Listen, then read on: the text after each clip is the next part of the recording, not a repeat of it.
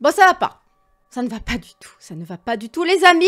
Enfin, moi, ça va. Vous, j'espère que ça va. Je suis contente de vous retrouver aujourd'hui pour cette nouvelle vidéo. Mais là, vous l'aurez compris, on va parler du teaser de la série Resident Evil Netflix qui arrive le 14 juillet prochain. Ce teaser, cette bande-annonce, me laisse penser que malheureusement, une fois de plus, sans surprise, le sujet n'est pas maîtrisé et ça ne sera pas... Ben, ça sera pas du vrai Resident Evil. Parce que dire que ce sera pas bon, on ne sait pas, on va pas juger la série avant qu'elle soit arrivée. Là, on a juste une bande-annonce. Mais une bande-annonce, mine de rien, surtout aujourd'hui, hein, les bandes-annonces, elles montrent pas mal de choses. Il y a quand même l'intention, il y a quand même l'ambiance. On avait déjà vu le casting, on en avait déjà beaucoup parlé hein, de cette série sur la chaîne. Donc, on arrive quand même à voir justement l'intention du réalisateur, de la prod, etc., etc. C'est pas du tout du Resident Evil qu'on voit ici. Donc, ce sera peut-être une bonne série d'action.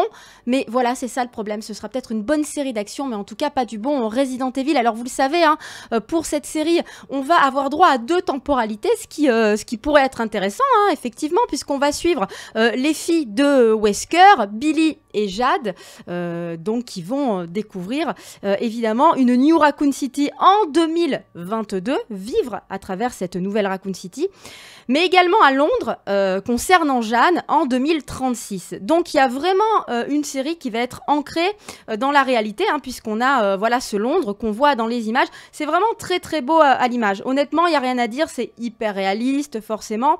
C'est assez bien fichu, mais je ne vois pas du Resident. Moi, c'est ça qui me dérange. Hein. On avait déjà aussi parlé du casting, on avait un petit peu parlé aussi de, voilà, de ce problème, en fait, qu'avaient les réalisateurs, visiblement, à vraiment laisser aux personnages eh bien, leur ADN, la manière dont ils ont été écrits dans les jeux vidéo, à leur laisser vraiment être qui ils sont en fait, tels qu'on les connaît dans les jeux. Non, ils ont envie de changer les personnages, c'est plus vraiment les protagonistes qu'on connaît, hein. On a parlé il n'y a pas si longtemps de Welcome to Raccoon City, le film de Joan Roberts qui véritablement a des qualités, on sent que le mec est fan et à la fois tu dis c'est pas possible, il est pas fan, pour avoir écrit un Léon comme ça et un Wesker comme ça, c'est pas possible.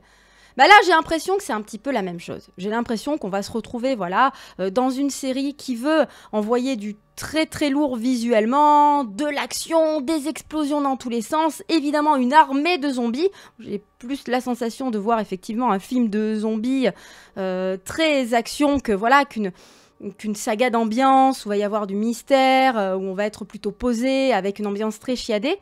Donc c'est joli à regarder pour ceux qui aiment bien les séries, les films de zombies.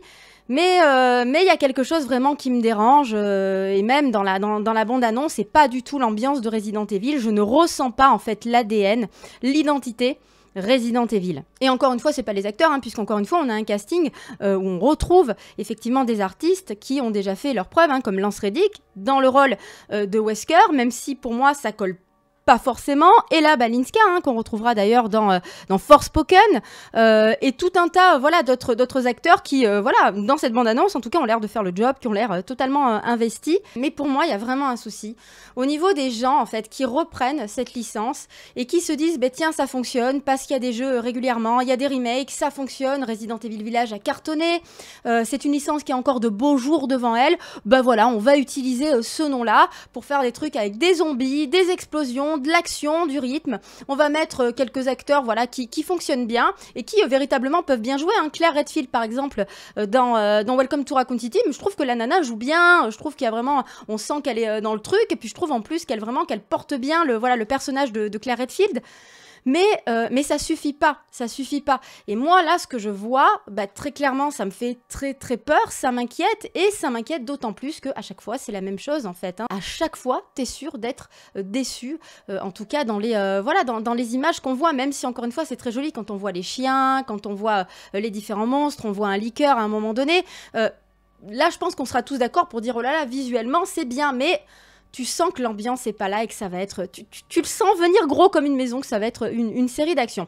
Je pense il serait bon, vraiment, si on a envie de faire des choses concernant Resident Evil, qu'on se renseigne un peu mieux sur le lore, qu'on joue véritablement au jeu, qu'on en saisisse vraiment l'essence, le message que Mikami, en fait, voulait faire passer dans le Survival Horror avec les angles de caméra. C'est vraiment très très difficile d'adapter un jeu vidéo, hein, un Survival Horror. Il faut avoir la manette en main pour ressentir la peur, survivre à l'horreur et à la gestion de l'inventaire, etc.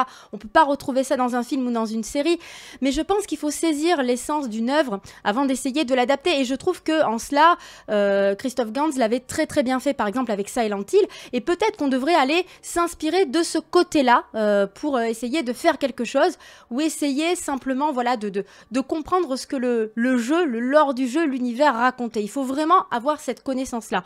Bah, sinon, on se retrouve avec du name dropping, du Wesker, les filles de Wesker, dans Welcome to Raccoon City. Ah bah c'est sûr qu'on sent que le mec, il a apprécié le premier et le deuxième, etc. T'as Léon, t'as Claire, t'as du Chris Redfield, du Jill Valentine, mais derrière, il manque le petit truc, en fait, le petit truc où tu te dis, ok, il connaît vraiment bien, il a respecté l'ADN, il respecte le truc, il aime vraiment cette série, et il a envie d'en faire quelque chose d'intéressant, en fait, avec du fond.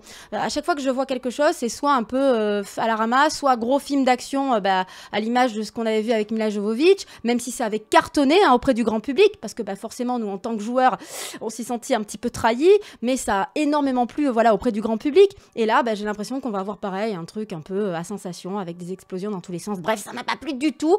Fallait que je vous débriefe ça, évidemment, tout de suite. À chaud, comme ça, on va en reparler dimanche dans Resident Evil le mag.